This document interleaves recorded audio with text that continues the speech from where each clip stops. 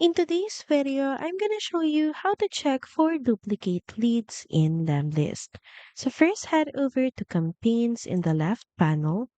So for that specific campaign, click on the three dot icon beside it and go to lead list.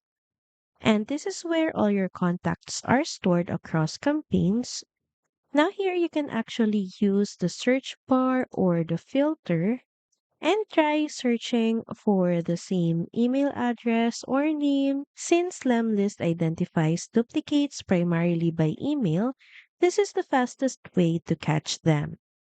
Also, if you're importing leads, Lemlist will actually warn you for duplicates before they're added, or you can also export your lead list by ticking the box beside all and click on export as .csv, and once downloaded, open it in a spreadsheet tool like Excel or Google Sheets, and from there you can try to use a remove duplicate feature to quickly clean your list.